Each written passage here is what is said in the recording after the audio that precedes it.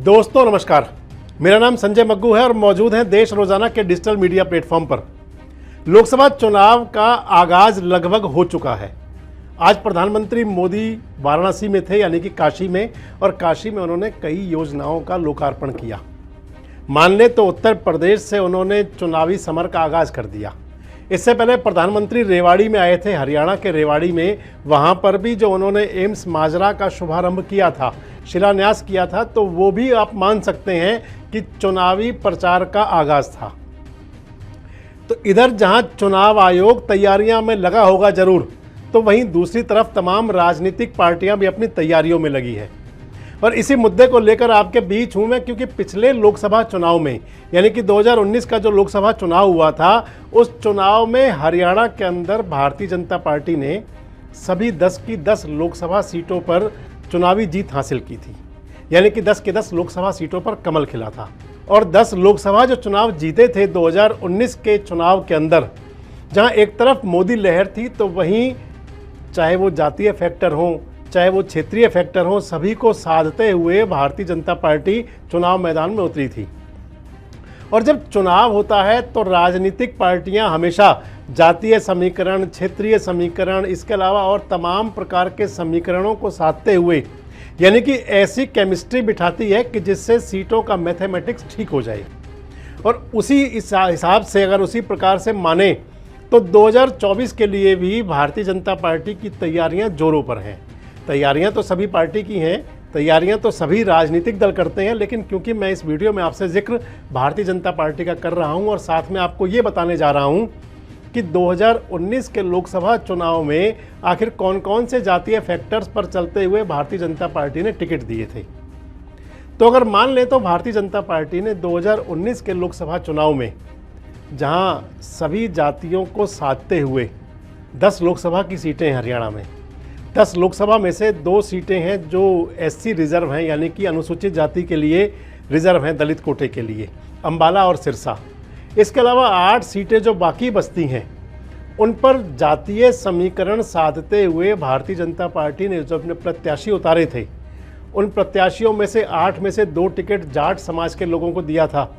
भिवानी महेंद्रगढ़ के सांसद चौधरी धर्मवीर सिंह और हिसार के सांसद बृजेंद्र सिंह। एक सांसद अहीर को दिया था, यानी कि राव को, यादव बिरादरी को, OBC में आते हैं जो, और वो टिकट मिला था राव इंद्रजीत सिंह को। एक टिकट गुजर को मिला था, कृष्णपाल गुजर प्रत्याशी थे। एक टिकट पंजाबी को मिला था, संजय भाटिया प्रत्याशी थे। एक टिकट ब्राह्मण को मिला था, रोहतक से प्रत्याशी थे अरविंद शर्मा। एक टिकट OBC में सैनी समाज को मिला था, नायब सिंह सैनी प्रत्याशी थे कुरुक्षेत्र से। तो इस प्रकार के जातीय समीकरण साधते हुए भारतीय जनता पार्टी ने अपने प्रत्याशी उतारे थे। और जब 2024 की तैयारी है, और 2024 का रण भीषण इसलिए है कि एक तरफ जहां NDA पूरी तैयारी में है, यानी कि भारतीय जनता पार्टी के नेतृत्व वाला गठबंधन, जिसके पास कि मोदी जैसा प्रभावशाली चेहरा है, तो दूसरी तरफ इंडिया गठबंधन भी अपनी तरफ से पूरी चुनौती देने की तैयारी में है। हरियाणा के लिए मान लें तो आप, जो इंडिया गठबंधन की अभी 2 पार्टियां हैं, जिसके अंदर की आम आदमी पार्टी और कांग्रेस, और जो राजनीतिक सूत्र बता रहे हैं वो कुछ ऐसा कह रहे हैं कि दोनों पार्टियों के बीच सीट शेयरिंग पर फॉर्मूला फिक्स हो गया है। ऐसे में अगर इंडिया गठबंधन के अंदर अगर किसी और पार्टी की एंट्री होती है, मान लीजिए बहुजन समाज पार्टी की या फिर इंडियन नेशनल लोकदल की एंट्री होती है, तो फिर जो हरियाणा का जो रण होगा, चुनावी रण, वो बहुत दिलचस्प होगा। और जो मैं आपसे बात कर रहा हूं कि जो जातीय समीकरण साधते हुए अब की बार भारतीय जनता पार्टी क्या कर सकती है, तो मैं उसी पे आपसे बात करने चला हूं कि पिछली बार भारतीय जनता पार्टी ने जाट समुदाय के 2 नेताओं को टिकट दिया था। जाट समुदाय के 2 नेता जो चुनाव लड़े थे, वो लोकसभा सीट थी भिवानी महेंद्रगढ़, वहां से लगातार दूसरी बार सांसद बने थे चौधरी धर्मवीर सिंह। और दूसरी सीट थी हिसार। हिसार से चौधरी वीरेंद्र सिंह के साहबजादे सेवानिवृत्त नौकरशाह हैं, जिन्होंने VRS ली थी IAS के नौकरी से, बृजेंद्र सिंह को टिकट दिया था। दोनों सांसद बने थे, बड़े अंतराल से चुनाव जीते थे। और राजनीतिक सूत्रों की बात माने या जिस प्रकार के राजनीतिक समीकरण हैं उनको देखें, तो अब की बार भी भारतीय जनता पार्टी हरियाणा की जो 8 बची हुई लोकसभा सीटें हैं, SC रिजर्व 2 सीटों को छोड़कर अंबाला और सिरसा के अलावा, तो बाकी की 8 सीटों पर जो 8 सांसद के लिए प्रत्याशी होंगे उनमें अब की बार भी भारतीय जनता पार्टी 2 जाट चेहरे उतार सकती है। लेकिन बड़ी बात यह है कि जाट चेहरे तो 2 होंगे, लेकिन दोनों चेहरे बदले हुए हो सकते हैं।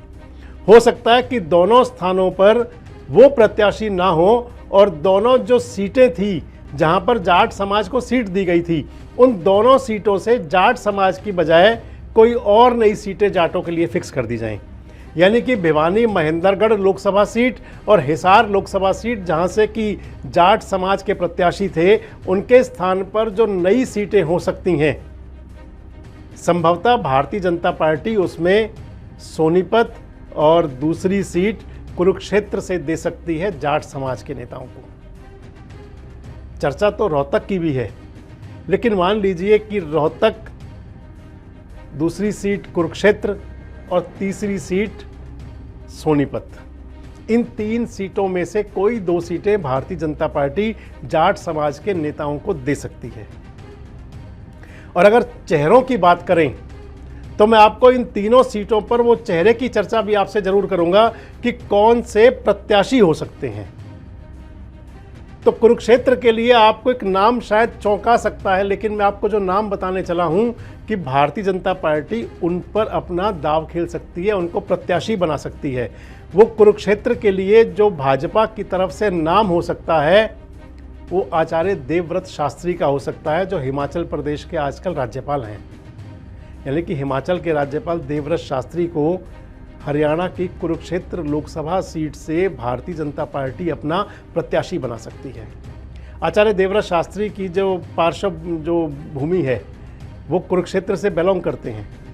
आचार्य देवव्रत क्योंकि कुरुक्षेत्र जहाँ भगवान कृष्ण की वो स्थली है जहाँ से उन्होंने गीता का संदेश दिया था, तो आचार्य देवव्रत भी वैदिक प्रवृत्ति से, वैदिक समाज से जुड़े हुए वो व्यक्ति हैं कि जो वैदिक और सनातन संस्कृति को आगे लेकर चलते हैं। और अगर इन समीकरणों को साधते हुए, क्योंकि कुरुक्षेत्र की लोकसभा सीट से ऐसी है कि जहां से आज तक कभी जाट समाज का कोई नेता सांसद नहीं बना, कुरुक्षेत्र लोकसभा सीट ऐसी है कि जहां पर जाट समाज के मतदाता सबसे अधिक हैं। इसलिए आप मान सकते हैं कि अभय सिंह चौटाला भी यहाँ चुनाव लड़े और अपने पुत्र को भी चुनाव लड़वाया। पिछले चुनाव में अभय सिंह चौटाला के बेटे यहाँ पर प्रत्याशी थे करण सिंह। और रोहतक लोकसभा सीट में जो मैं आपको बता रहा हूँ कि कुछ इस प्रकार से समीकरण साधे जा सकते हैं, क्योंकि आचार्य देवव्रत शास्त्री एक बहुत बड़ा नाम है। इसलिए आचार्य देवव्रत शास्त्री एक तो वो वैदिक और सनातन संस्कृति के पुरोधा हुए, दूसरे वो जाट समाज से आते हैं, और तीसरा क्योंकि कुरुक्षेत्र के अंदर उनकी पार्श्वभूमि है और जाट मतदाताओं की बड़ी संख्या है। इस सब को साधते हुए, क्योंकि नॉन जाट मतदाताओं पर तो भारतीय जनता पार्टी का खुद का बड़ा भरोसा है, इसलिए संभावना ऐसी जताई जा रही है और कुछ सूत्र ऐसा बता रहे हैं कि आचार्य देवव्रत शास्त्री को राज्यपाल के पद से हटाकर यहाँ लाया जा सकता है और यहाँ से उनको लोकसभा का चुनाव लड़वाया जा सकता है। इस बात का मैं जिक्र आपसे इसलिए कर रहा हूँ क्योंकि वैसे भी भारतीय जनता पार्टी का जो शीर्ष नेतृत्व है, ये चौंकाने वाले फैसले लेने के लिए, चौंकाने वाले फैसले लाने के लिए माना जाता है। हालांकि पिछले दिनों कुरुक्षेत्र के लिए एक बात ये भी चली थी कि नवीन जिंदल जो वहाँ के पूर्व सांसद हैं उनको भाजपा में लाया जाए, लेकिन वो बात कहीं रुक गई, वो सिरे चढ़ती हुई दिख नहीं रही। और लग भी ऐसा रहा है कि शायद नवीन जिंदल, क्योंकि उन पर कुछ बात पहले भी रही हैं, कुछ उनके ऊपर जो कोल वाला मामला था उसकी कोई बातों को ले करके, और नवीन जिंदल ने पिछला चुनाव लड़ा नहीं, पिछले चुनाव में भी चर्चाएं थी। संभावना ऐसी भी जताई जा रही है कि नवीन जिंदल चुनाव के फेर में ना पड़े, और कुछ लोग ऐसा भी कह रहे हैं कि भारतीय जनता पार्टी में एंट्री तो करना चाहते थे, लेकिन भाजपा में टिकट की गारंटी किसी को मिलती नहीं, तो शायद वहाँ बात रुकी हो। लेकिन मैंने जो आपको नाम बताया कुरुक्षेत्र लोकसभा के लिए, आचार्य देवव्रत शास्त्री का नाम तो चौंकाने वाला है, लेकिन आप मान सकते हैं कि क्योंकि भाजपा का आला कमान चौंकाने वाले फैसले लिया करता है, तो कुरुक्षेत्र के लिए एक चौंकाने वाला फैसला ये हो सकता है। और अगर अगली सीट की बात करें, जो मैंने आपको बताया कि जाट समाज के लोगों को 2 टिकट भारतीय जनता पार्टी अब की बार भी देगी, तो क्या दूसरी सीट वो रोहतक हो सकती है? क्योंकि चर्चाएं ये है कि अरविंद शर्मा जी को वहाँ से शिफ्ट किया जा सकता है रोहतक से, जिन्होंने पिछली बार दीपेंद्र हुड्डा को हराया था। और वहाँ भी सोच यही है कि जाट मतदाताओं को साधने के लिए भारतीय जनता पार्टी कुछ ऐसा कर सकती है कि रोहतक के अंदर किसी ऐसे नेता को चुनाव मैदान में उतार दिया जाए कि जो एक बड़ी संख्या में जाट वोटर्स अपने साथ ले आए। और यहाँ भी समीकरण वही है, क्योंकि नॉन जाट वोटर बीजेपी के नाम से आ जाए और जाट मतदाताओं को कोई जाट नेता साध ले। और इसके अंदर मैंने आपको अपने एक पिछली वीडियो में बताया भी था कि रोहतक के अंदर किसी सेलिब्रिटी को भी लाया जा सकता है। चर्चाएँ ऐसी है कि जनरल सुहाग पर भी बात बन सकती है कि उनको चुनाव लड़वा दिया जाए, उनसे चर्चा की जाए कि उन्हें भाजपा का प्रत्याशी बना दिया जाए, क्योंकि जनरल सुहाग उस समय रहे हैं कि जब सेना के अंदर सेना ने अपने बड़े पराक्रम दिखाए। और क्योंकि जवान के साथ में भारतीय जनता पार्टी और देशभक्ति और इस सब बातों को जोड़कर लेकर जो चलती है, राष्ट्र समर्पित की बात लेकर जो चलती है, उस सांचे में जनरल सुहाग पूरी तरह फिट बैठते हैं। और एक नाम रोहतक के लिए और भी चल रहा है। पिछले काफ़ी दिनों से आप देखेंगे तो एक नाम रोहतक का बड़ी चर्चाओं में रहता है, सतीश नांदल। भारतीय जनता पार्टी में हालांकि वो आए तो नए हैं, लेकिन जिस प्रकार से उन पर भरोसा जताया जा रहा है, पार्टी के महामंत्री भी बने हैं, कई कमेटियों में भी रहते हैं, और कहते हैं कि सतीश नांदल भी इस प्रकार की कोई शपथ लिए हुए हैं कि वो एक बार भूपेंद्र सिंह हुड्डा परिवार के सामने चुनाव में हो और चुनावी शिकस्त दें या चुनावी मुकाबले में उनके सामने हो।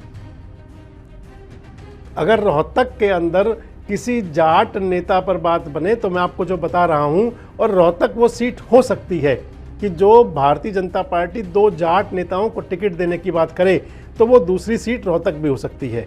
हालांकि रोहतक के अंदर एक बड़ा चेहरा भी प्रत्याशी हो सकता है, अगले किसी वीडियो में आपसे मैं चर्चा करूंगा।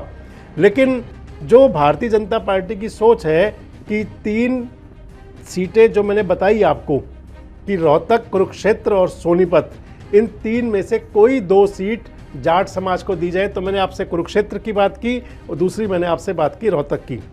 और तीसरी आपसे चर्चा जो कर रहा हूं, तीसरी सीट वो हो सकती है सोनीपत। सोनीपत से रमेश कौशिक सांसद हैं, लगातार दूसरी बार सांसद बने हैं।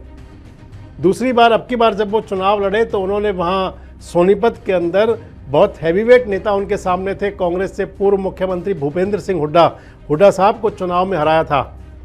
लेकिन अब की बार कुछ ऐसी चर्चाएं हैं कि भारतीय जनता पार्टी सोनीपत में किसी जाट चेहरे को दे दे, क्योंकि मैंने आपको बताया कि जो पिछली जो सीटें थी, जो हिसार और भिवानी महेंद्रगढ़ सीट पर भारतीय जनता पार्टी चौधरी धर्मवीर सिंह को वहां से बदल करके और उनकी जगह किसी राव कैंडिडेट हो सकता है। और चर्चाएं भूपेंद्र यादव की बहुत ज़्यादा हैं, चर्चाएं कुछ सुधा यादव को लेकर भी हैं। और अगर बात हिसार की करें तो हिसार को लेकर के भी ये चर्चाएं हैं कि ब्रजेंद्र सिंह को बजाय लोकसभा के किसी विधानसभा की बात कर दी जाए और ब्रजेंद्र सिंह के स्थान पर रोहतक की सीट भी किसी नॉन जाट प्रत्याशी को दे दी जाए। मैंने आपसे एक वीडियो में कहा था कि रणबीर सिंह गंगवा का नाम भी चलता रहा है, उसके बारे में भी आपसे चर्चा करेंगे। लेकिन अब जो मैं तीसरी सीट आपको बता रहा हूँ कि जिस तीसरी सीट पर भारतीय जनता पार्टी सोच सकती है कि जो 3 सीटें में से 2 देनी है जाट समाज को, वो सोनीपत भी हो सकती है। और मैंने आपको बताया कि सोनीपत से रमेश कौशिक जी भले ही 2 बार से सांसद हैं, लेकिन उनको शिफ्ट किया जा सकता है, उनका टिकट काटा भी जा सकता है या उन्हें शायद कहीं और भी भेजा जाए। लेकिन सोनीपत सीट को जाट राजनीति, जाट समीकरण को साधने के लिए भारतीय जनता पार्टी किसी जाट नेता को उतार सकती है। और सोनीपत के लिए भी मैं आपको बताऊं कि भारतीय जनता पार्टी किसी जाट चेहरे के नाम पर किसी बड़े सेलिब्रिटी, किसी बड़े खिलाड़ी या किसी बड़े प्रतिभावान प्रत्याशी को, जिसका कि अपने हुनर में कोई अलग से फन रहा हो, उसको अपना प्रत्याशी बना सकती है। वैसे आपको क्या लगता है कि लोकसभा चुनाव जो जल्दी डिक्लेयर होने वाले हैं, इसके लिए क्या सीटों का मंथन भारतीय जनता पार्टी में आंतरिक स्तर पर बड़े पैमाने पर चल रहा होगा? आपको क्या लगता है कि मैंने आपको जो बताया कि भिवानी, महेंद्रगढ़ और हिसार दोनों सीटों से जो जाट समाज के सांसद हैं, भाजपा उनको बदल सकती है? क्या ऐसा हो सकता है? और आपको क्या लगता है कि वही सवाल कि क्या अब की बार भी भारतीय जनता पार्टी हरियाणा के अंदर अपना पुराना प्रदर्शन दोहरा पाएगी? कमेंट्स बॉक्स में अपनी प्रतिक्रिया जरूर दें और इस प्रकार के वीडियोस अपडेट्स के लिए हमारे साथ जुड़े रहें, देखते रहें देश रोजाना। हमारे साथ जुड़े रहने के लिए देखते रहिए देश रोजाना का यूट्यूब चैनल सब्सक्राइब कीजिए। साथ ही देश रोजाना की खबरें सबसे पहले देखने के लिए प्रेस कीजिए बेल आइकन।